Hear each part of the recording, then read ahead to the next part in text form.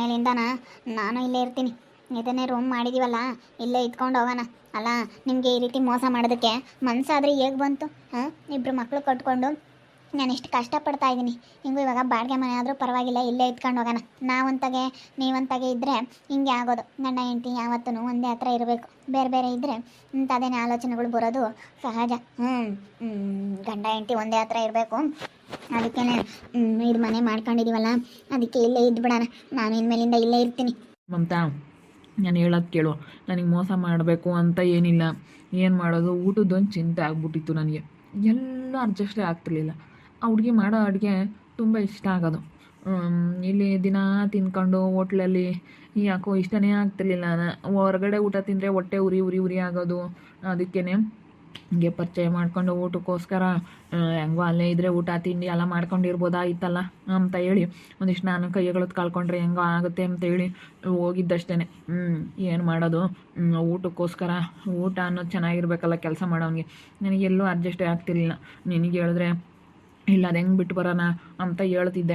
ಅದಕ್ಕೋಸ್ಕರನ ಇನ್ನೇನು ನೀನು ಬಿಟ್ಟು ಬರೋಕ್ಕಾಗಲ್ಲ, ನಾನು ಏನೂ ಮಾಡೋಕ್ಕಾಗಲ್ಲ ಅಂತೇಳಿ ಈ ರೀತಿ ಮಾಡಿದ್ದಷ್ಟೇ.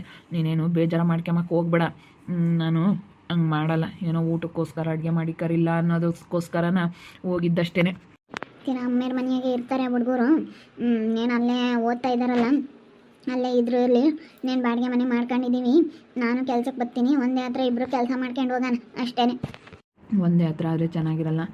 ಒಂದೇ ಹತ್ರ ಕೆಲಸ ಮಾಡೋಕ್ಕಾಗಲ್ಲ. ಇವಾಗ ಹುಡುಗಿ ಸವಾಸ ಮಾಡೋದಕ್ಕೆ ನನಗೆಲ್ಲನ ಇವತ್ತು ತೊಂದರೆನೇ ಆಗಿರೋದು. ಅವಳಿಂದನ ನನಗೆ ಯಾವುದೂ ಒಳ್ಳೇದಾಗಿಲ್ಲ. ಅವಳು ಸವಾಸ ಮಾಡ್ದಾಗಿಂದಲೂ ಏನು ಕೆಲಸದ ವಿಚಾರವಾಗಿ ಆಗಲೇಳು. ಅವಳು ಸವಾಸ ಮಾಡ್ದಾಗಿಂದ ನನಗೆಲ್ಲ ಲಾಸ್ ಆಗೈತೆ. ಬಯಸ್ಕೊಳ್ತಾ ಇದ್ದೀನಿ ಎಲ್ಲರ ಹತ್ರನೂ ಹಂಗಾಗೈತೆ. ಅದಕ್ಕೆ ಅವಳು ಸವಾಸಕ್ಕೆ ಹೋಗೋದಿಲ್ಲ, ಇನ್ಮೇಲಿಂದನ ಹೋಗೋದಿಲ್ಲ. ಮಮತಾ, ನೀನು ಟೆನ್ಷನ್ ತಗೋಬೇಡ ಕಣೆ. ಈಗ ಮನೆ ಮಾಡಿದ್ದೀವಿ, ನೀನು ಇಲ್ಲಿ ಬಂದಿದೀಯಾ ಅಷ್ಟೇ. ನಾನು ಇನ್ನು ಯಾರು ಸವಾಸಕ್ಕೂ ಹೋಗಲ್ಲ.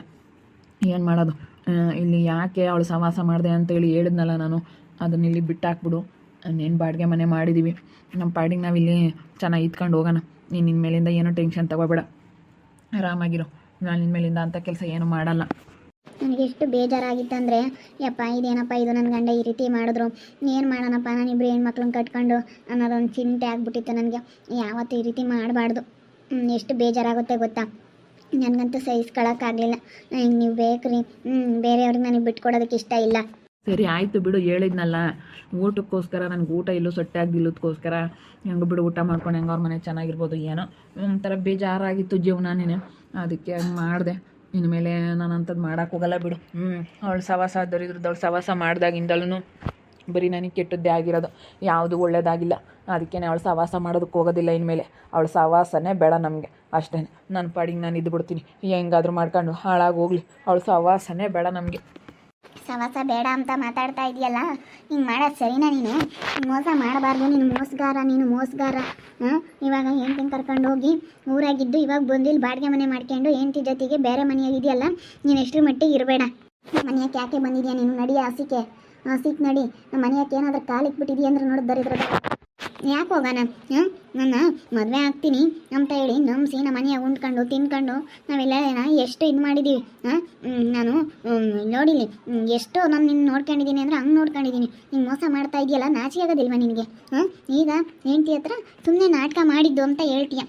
ಎಷ್ಟು ಹೊಟ್ಟೆ ಉರಿದೋಗ್ಬೇಡ ನನಗೆ. ಅಲ್ಲ, ಇಂಥ ಮಾತುಗಳು ಕೇಳಿ ನಾನು ಹೆಂಗೆ ಸಹಿಸ್ಕೋಬೇಕು ಹೇಳು? ನಾನು ನಿನಗೋಸ್ಕರ ನನ್ನ ಗಂಡನಿಗೆ ಕಟ್ಕೊಂಡಿರೋ ಗಂಡನಿಗೆ ಡೈವರ್ಸ್ ಕೊಟ್ಟೆ. ಬಿಡು, ನನ್ನ ಮಾತಾಡಿಸ್ತಾರೆ ಚೆನ್ನಾಗಿರ್ತಾರೆ ಅಂತ. ನೀನು ಏನು ಹೇಳ್ತಿದ್ದೆ? ನನ್ನ ಹೆಂಡ್ತಿಗೆ ಏನು ತಿಳಿಯೋದೇ ಇಲ್ಲ, ಗೊತ್ತಾಗೋದಿಲ್ಲ. ಅವಳು ಸ್ವಲ್ಪನೂ ಬುದ್ಧಿ ಇಲ್ಲ, ಅವಳಿಗೆ ತಿಳುವಳಿಕೆ ಎಲ್ಲ ಕಮ್ಮಿ, ನನಗೂ ಅವಳಿಗೂ ಸೂಟೇಬಲ್ ಇಲ್ಲ ಅಂತ ಹೇಳ್ತಿದ್ದನು. ನಾನು ಅದಕ್ಕೆ ನನಗೆ ಸರಿಯಾಗಿರೋ ಹುಡುಗಿನ ಹುಡುಕ್ತಾ ಇದ್ದೀನಿ ಅಂತ ಹೇಳಿ ಎಷ್ಟೆಲ್ಲ ಹೇಳ್ತಾ ಇದ್ದನು. ಇವಾಗ ನೋಡಿ ಯಾವ ರೀತಿ ಮಾತಾಡ್ತಾ ಇದೆಯಾ ನೀನು. ಮೋಸ ಮಾಡಬಾರ್ದು ಕಣೋ ಮನೆಯಾಳ. ನಾನು ಮದುವೆ ಆಗ್ತೀನಿ ಅಂತ ಹೇಳಿರಲಿಲ್ಲ ಶೈಲು, ಸುಮ್ಮನೆ ಏನಕ್ಕೆ ಮಾತಾಡ್ತೀಯ? ಏನೋ ನಾನು ನೀನು ತುಂಬ ಕ್ಲೋಸ್ ಆಗಿದ್ವಿ. ತುಂಬ ಕ್ಲೋಸ್ ಅಂದರೆ ಏನೋ ಒಂಥರ ಹತ್ರದ ಸಂಬಂಧಿಕರು ಅನ್ನೋ ಥರ ಚೆನ್ನಾಗಿದ್ವಿ ಅಷ್ಟೇ. ನಾನೇನು ಮದುವೆ ಆಗ್ತೀನಿ ಅಂತ ನಾನು ಹೇಳಿರಲಿಲ್ಲ. ಡಯ್ಯನು ನನ್ನ ಜೊತೆ ಸುಮ್ಮನೆ ಕ್ಲೋಸಾಗಿ ಮಾತಾಡೋಳು, ಸುಮ್ಮನೆ ಏನೋ ಮಾತಾಡಬೇಕಂತ ಹಂಗೆ ಮಾತಾಡ್ತಿದ್ದೆ ಅಷ್ಟು ಬಿಟ್ಟರೆ ಬೇರೆ ಏನೂ ಇಲ್ಲ. ನಾನು ನೋಡಿಲಿ ಇವಾಗ ನೀನು ಸವಾಸ ಮಾಡ್ದಾಗಿಂದಲೂ ಶೈಲು ನನಗೆ ಯಾವುದೂ ಒಳ್ಳೇದಾಗಿಲ್ಲ. ನಾನು ಒಳ್ಳೆ ಮಾತಲ್ಲೇ ಹೇಳ್ತಾ ಇದ್ದೀನಿ, ನಾನು ಸಿಟ್ಟಾಗಕ್ಕೆ ಹೋಗ್ತಾ ಇಲ್ಲ, ನಾನು ಸಮಾಧಾನದಾಗೆ ಮಾತಾಡ್ತಾ ಇದ್ದೀನಿ. ಇಲ್ಲಿ ನೋಡಿಲಿ, ನಿನ್ನ ಸವಾಸ ಮಾಡ್ದಾಗಿಂದಲೂ ನನಗೇನೂ ಒಳ್ಳೇದಾಗಿಲ್ಲ, ಎಲ್ಲ ಬರೀ ಕೆಟ್ಟದ್ದಾಗಿದೆ. ನೀನು ಸವಾಸ ಮಾಡ್ದಂಗಿಂದನ ಸರಿಯಾಗಿ ನನ್ನ ಕೆಲಸ ಆಗ್ತಾಯಿಲ್ಲ, ನನ್ನ ಬಾಸ್ ಹತ್ರ ಬೈಸ್ಕೊಳ್ತಾ ಇದ್ದೀನಿ, ಪ್ರೊಡಕ್ಷನ್ ಹೋಗ್ತಾ ಇಲ್ಲ, ಯಾವ ಕೆಲಸದಲ್ಲೂ ನನಗೆ ಏನೂ ಒಳ್ಳೇದಾಗಿಲ್ಲ ನೀನು ಸವಾಸ ಮಾಡ್ದಾಗಿಂದನೂ. ನೀನೇನು ಮಾಡ್ತೀಯ ಗೊತ್ತಿಲ್ಲ. ಬರಬೇಕಷ್ಟೇ ನಮ್ಮ ಮನೆಗೆ, ಬರ್ತಾ ಹೋಗ್ತಾ ಇರಬೇಕು. ಅಲ್ಲ ಇವಾಗ ನೋಡು, ಅವಾಗ ಹೆಂಡ್ತಿರೋದು ನೆನಪಾಗ್ಲಿಲ್ವೇ? ಇವಾಗ ಹೆಂಡ್ತಿರೋದು ನೆನಪಾಗಿ ಹೆಂಡ್ತಿ ಜೊತೆಗೆ ಬಂದಿದ್ದಲ್ಲ, ನೀನು ಎಂತ ನನ್ನ ಮಗ ಇರ್ಬೋದು. ನೀನು ಪ್ರಜ್ಞೆ ಬೇಡವೇನೆ? ಹೆಂಡ್ತಿ ಇದ್ದಾಳೆ ಅಂದಮೇಲೆ ಬಂದೇ ಬರ್ತಾಳೆ ಒಂದಲ್ಲ ಒಂದಿನ. ನಂಗೆ ಕೇಳಬೇಕು ಹೆಂಡ್ತಿ ಎಲ್ಲಿದ್ದಾಳೆ ಏನು ಎತ್ತ ಅಂತೇಳಿ ತಿಳ್ಕೋಬೇಕು. ತಿಳ್ಕೊಂಡು ನಾನು ಹಿಂಗಿರ್ಬೇಕು ಹಂಗಿರ್ಬೇಕು ಅಂತ ನೀನು ಪ್ರಜ್ಞೆ ಇದ್ದಿದ್ರೆ ಹಿಂಗೆಲ್ಲ ಆಗ್ತಾ ಇರಲಿಲ್ಲ. ಕಟ್ಕೊಂಡಿರೋ ಹೆಂಡ್ತಿನ ಯಾರೂ ಬಿಟ್ಕೊಡಲ್ಲ. ನೀನು ಕಟ್ಕೊಂಡಿರೋ ಗಂಡನ ತೆಗೆ ನಾವು ಸಂಸಾರ ಮಾಡಬೇಕಾಗಿತ್ತು. ಹಿಂದಿಲ್ದಲ್ಲಿ ಯಾವ ಥರ ಮಾಡ್ಕೊಂಡು ಈ ರೀತಿ ಮಾಡ್ಕೊಂಡ್ರೆ ಯಾರೇ ಆಗ್ತಾರೆ? ಯಾರೂ ಆಗಲ್ಲ. ಇವತ್ತು ನನ್ನ ಗಂಡನೂ ಆಗಲ್ಲ, ಯಾವನೂ ಬರೋಲ್ಲ ನಿನಗೆ. ನೀನು ನೆಟ್ಟಿಗಿರಬೇಕಾಗಿತ್ತು. ಕಟ್ಕೊಂಡಿರೋ ಗಂಡನ ಹತ್ರ ನೆಟ್ಟಿಗಿದ್ದಿದ್ರೆ ಹಿಂಗೆಲ್ಲ ಆಗ್ತಿರ್ಲಿಲ್ಲ. ಫಸ್ಟು ನೀನು ಸರಿಯಾಗಿರಬೇಕಾಗಿತ್ತು. ಸರಿಯಾಗಿದ್ದಿದ್ರೆ ಹಿಂಗೆಲ್ಲ ಆಗ್ತಾ ಇರಲಿಲ್ಲ. ಇವಾಗ ಬರ್ತೀಯ ಬರಲ್ವ ಹೇಳು ಅಷ್ಟೇ ಪ್ರತಾಪ್. ನನಗೆ ಈ ರೀತಿ ಮೋಸ ಮಾಡಬಾರ್ದು ನೀನು. ಈ ರೀತಿ ಮೋಸ ಮಾಡಿದ್ರೆ ದೇವರಾಣೆಗೂ ನಿನಗೂ ಉದ್ಧಾರ ಆಗಲ್ಲ. ನಿನಗೂ ಇಬ್ಬರು ಹೆಣ್ಮಕ್ಳಿದ್ದಾರೆ, ನೀನು ಉದ್ಧಾರ ಆಗಲ್ಲ. ಈ ರೀತಿ ಮಾಡಬಾರ್ದು. ಮುಂತಾಗ್ಲೇ ನೀನು ಇಂಥವೆಲ್ಲ ಯೋಚನೆ ಮಾಡಬೇಕು. ಇದನ್ನೆಲ್ಲ ಯೋಚನೆ ಮಾಡ್ದಲೇ ನೀನು ಈ ರೀತಿ ಮಾಡ್ದಾ? ಯೋಚನೆ ಮಾಡಬೇಕಾಗಿತ್ತು ನೀನು. ಯೋಚನೆ ಮಾಡಿ ಈ ರೀತಿನ ಡಿಸಿಷನ್ ತೊಗೋಬೇಕಾಯ್ತು. ಹಿಂಗೆ ಮಾಡಬಾರ್ದು. ನೀನು ಈ ರೀತಿ ಮೋಸ ಮಾಡಿದ್ರೆ ದೇವರಾಣೆಗೂ ಉದ್ಧಾರ ಆಗಲ್ಲ. ನಾನು ಶಾಪ ಹಾಕಿದ್ರಂತೂ ಉದ್ಧಾರ ಆಗಲ್ಲ ನೀನು. ನಾನು ಒಂದು ಹೆಣ್ಣು, ನನಗೆ ನೀನು ಮೋಸ ಮಾಡಿದ್ರೆ ನೀನು ಉದ್ಧಾರ ಆಗಲ್ಲ. ನೀನು ಒಂದು ಹೆಣ್ಣಾಗಿ ನಾನು ಒಂದು ಹೆಣ್ಣು ತಾನೇ. ನನಗೆ ಈ ರೀತಿ ನೀನು ಮೋಸ ಮಾಡೋದು ತಪ್ಪೇ ತಾನೇ? ನೀನು ಮಾಡ್ತಾ ಇರೋದು ತಪ್ಪು ತಾನೇ?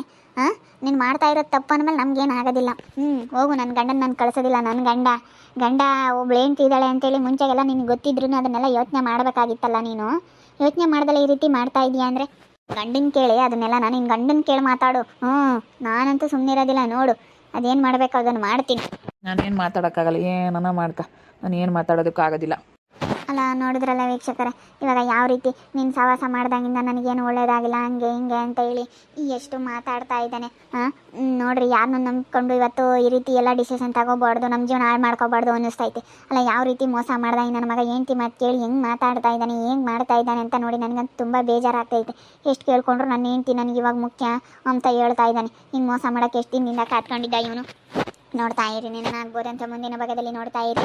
ಹಾಗೆ ವಿಡಿಯೋ ಬಗ್ಗೆ ನಿಮ್ಮ ಅಭಿಪ್ರಾಯನ ಕಮೆಂಟ್ ಮಾಡಿರಿ. ಹಾಗೆ ವಿಡಿಯೋ ಇಷ್ಟ ಆಗಿದ್ರೆ ಲೈಕ್ ಮಾಡಿ, ಶೇರ್ ಮಾಡಿ. ಇನ್ನು ನಮ್ಮ ಚಾನಲ್ನ ಸಬ್ಸ್ಕ್ರೈಬ್ ಮಾಡ್ಕೊಂಡಿಲ್ಲ, ತಪ್ಪದೆ ಕೂಡಲೇ ಸಬ್ಸ್ಕ್ರೈಬ್ ಮಾಡ್ಕೊಳ್ಳಿ. ಓಕೆ ವೀಕ್ಷಕರೇ, ಧನ್ಯವಾದಗಳು.